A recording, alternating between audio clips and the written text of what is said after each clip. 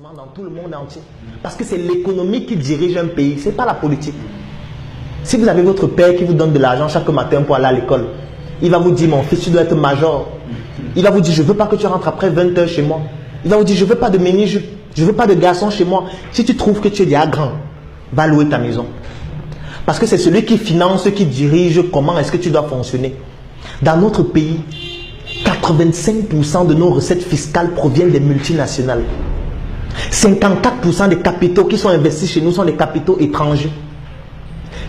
Tout le commerce qu'il y a au Cameroun ne représente même pas 5% du PIB. Qu'est-ce que ça veut dire ces statistiques?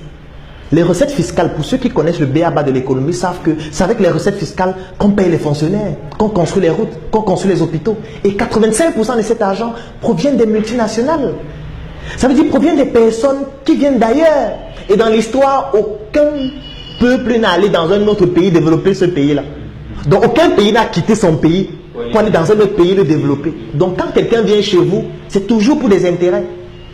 C'est la raison pour laquelle, donc, étant donné que c'est eux qui dirigent notre économie, ils mettent donc sur pied, ils imposent aux politiciens de mettre sur pied une politique qui va garantir ces investissements. Puisque s'il n'y a pas ces investissements, le pays tombe en faillite.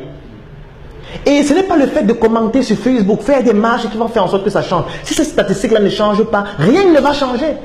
Et ces personnes-là qui détiennent notre économie ont des intérêts qui sont contraires à l'intérêt général de la population. C'est la raison pour laquelle la politique ne permet pas d'améliorer nos conditions de vie. Je prends un autre exemple qui va peut-être vous choquer. Moi, dernièrement, j'ai consulté les statistiques d'un service qui s'appelle Orange Money. C'est un service qui est en train de faire fureur au Cameroun, qui est en train de déstabiliser même certaines entreprises locales. Et les statistiques sont effrayantes. C'est un service qui revendiquait en juin 2015 17,4 millions d'utilisateurs. C'est un service qui est présent dans 14 pays africains, notamment les pays d'Afrique subsaharienne. Au mois de juin 2016, ils ont fait un chiffre d'affaires de 655 milliards de francs CFA. Ça veut dire 1 milliard d'euros dans des pays pauvres et très endettés. Au cours de l'année 2015, leurs transactions financières dépassaient c'était exactement 4 885 milliards.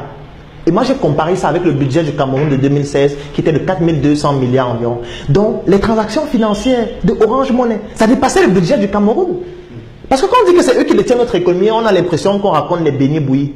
C'est donc pour ça qu'il faudrait que nous on s'arme sur le plan économique pour pouvoir répondre à ça. Et pour répondre à ça, qu'est-ce qu'il faut faire? Il faut créer la richesse et non faire l'économie du Bayam Salam. Qu'est-ce qu'on appelle l'économie du Bayam Salam? C'est le fait que vous allez voir, on va vous dire que les Bamileke et les Nordis sont l'économie du pays. Quand je suis des choses comme ça me fait rigoler. Ça ne veut absolument rien dire, ils ne détiennent rien. Ils ne détiennent rien, pourquoi? Parce que vous allez aller dans un grand hôtel détenu par un Bamileke, je ne vais pas citer d'hôtel. Vous allez voir que la moquette est importée. Les tasses de lait sont importées, le lait est importé, les draps sont importés, les tables sont importées, les serrures sont importées. Tout est importé, les cheveux sont importés, même les cerveaux sont importés. Ça fait donc quoi? Ça fait que cet hôtel est en train de travailler pour donner des devises à d'autres pays qui produisent ça. Puisque nous, on ne produit rien, même le cul-dent. Parce que si vous fabriquez votre cacao, vous voulez vendre votre cacao à la Belgique, on ne vous paye pas en francs CFA. Un autre problème encore, le franc d'économie française d'Afrique. On vous paye en devises.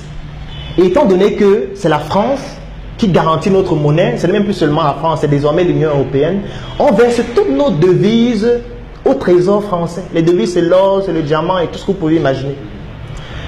50% de ces devises-là, c'est la France qui les détient, qui prend ça, parce qu'ils garantissent notre monnaie. Et nous, on n'a que 50%. Et étant donné que nous, on ne produit pas suffisamment, ça veut dire qu'on n'a pas beaucoup de devises. Chaque fois qu'on consomme un produit qui vient d'ailleurs, on est en train de donner des devises à ces pays-là. Mais sauf qu'il faut, à un moment, il va falloir rembourser. Comme on ne produit pas suffisamment de devises, ça fait que le déficit devient de plus en plus grand. C'est pour ça que vous entendez parler de dévaluation de la monnaie. C'est pour ça que vous entendez parler de plan d'ajustement structurel. Parce qu'on ne produit rien. On ne fait que consommer ce qui vient. C'est pour ça qu'on fait la promotion du Made in Cameroun. Les gens se disent que c'est un slogan. Ce n'est pas un slogan. C'est un élément vital pour l'économie de se développer.